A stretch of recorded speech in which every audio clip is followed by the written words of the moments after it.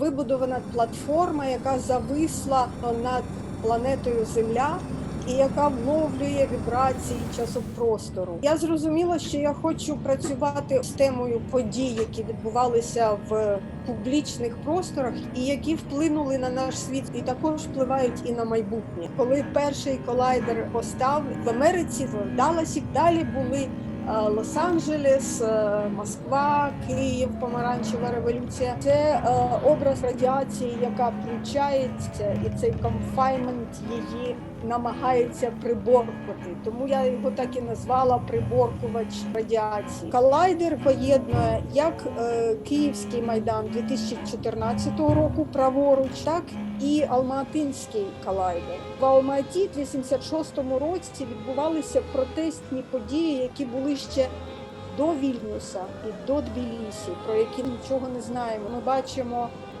сферу, в якій задіяний Сараївський колайдер.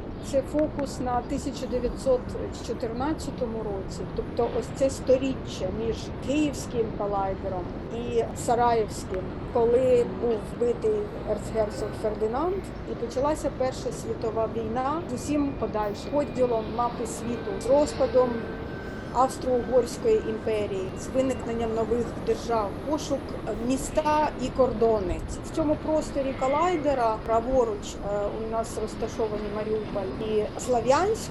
На кожній цій платформі лежить мапа. Сараївський колайдер поєднує дві події.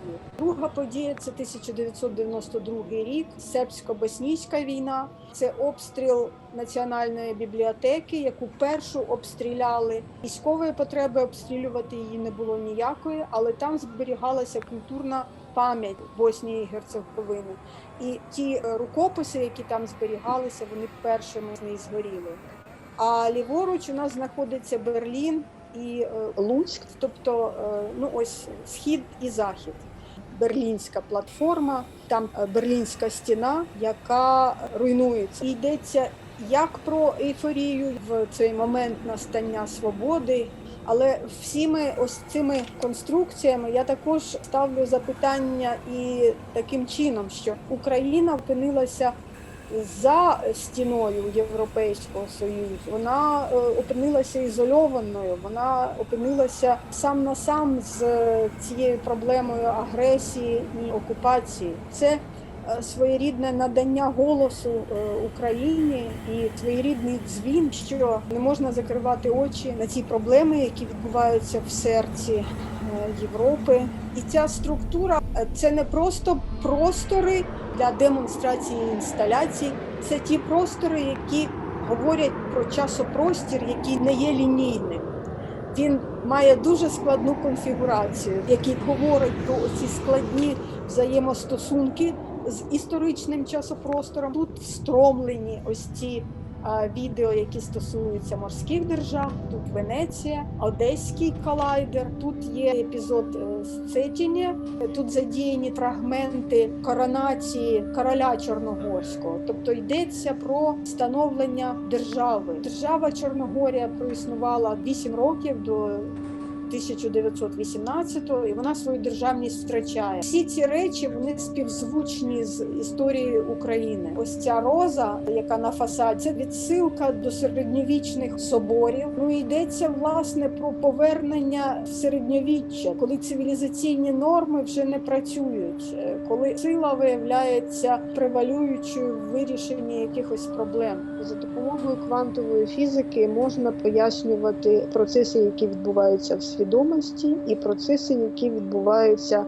в планетарному масштабі і в соціальному також. Тобто за допомогою квантової фізики можна зрозуміти про існування двох матриць, які знаходяться в суперпозиції, опинитися в одній з яких може все людство за цілком свідомого вибору кожного індивідуума. В Слов'янську є два дуже виразні терикони, один білий, один чорний, які є таким іконічним образом Слов'янська. І тут також задіяний колайдер біля міськради, яка була захоплена в Слов'янську, і Семенівка, в якій стояли війська бойовиків.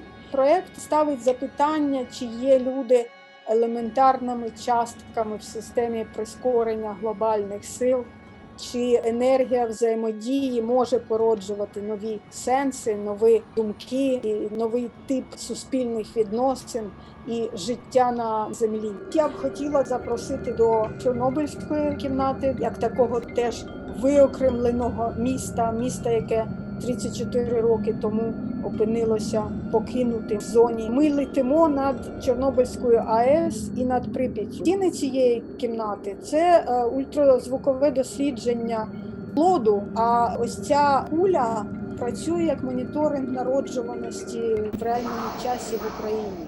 В Україні кожні 1,5 хвилини народжується дитина. В цій інсталяції кожне нове народження, воно відбувається таким досить різким сигналом, але це сигнал взятий з ультразвукового дослідження артерії, тобто биття серця. Це було народження нової дитини. Тут кожен елемент технологічний, як ультразвук, має стосунок до людського тіла, так само, як і вся чорнобильська історія має стосунок до людського тіла, душі, історії, пам'яті.